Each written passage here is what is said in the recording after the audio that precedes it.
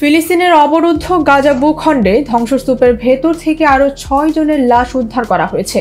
এর ফলে অবরুদ্ধ এই উপত্যকাটিতে নিহতের মোট সংখ্যা ৪৮,২৭০ ছাড়িয়ে গেছে।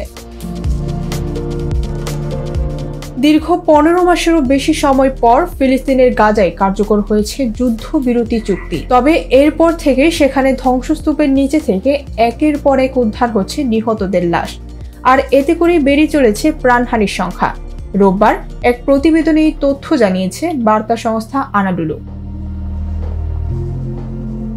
বার্তা সংস্থাটি বলছে, ফিলিস্তিনি স্বাস্থ্যকর্মী ও উদ্ধারকর্মীরা গাজার ধ্বংসস্তূপের নিচে থেকে আরও ৬ জনের লাশ উদ্ধার করেছেন।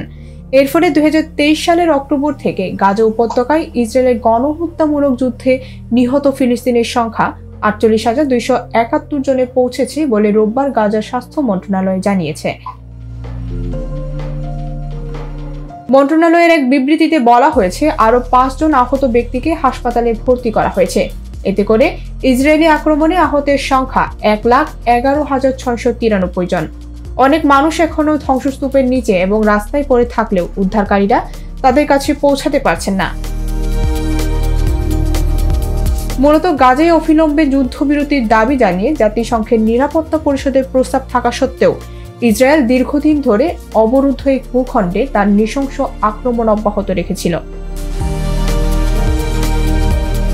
জাতিসংঘের মতে, ইসরায়েলের বর্বর আক্রমণের কারণে গাজার প্রায় ৮৫% ফিলিস্তিনি বাস্তুচ্যুত হয়েছেন। এছাড়া অবরুদ্ধ এই ভূখণ্ডের ৭% অবকাঠামো ক্ষতিগ্রস্ত বা ধ্বংস হয়ে গেছে। ডেস্ক রিপোর্ট, ভোরের পাতা।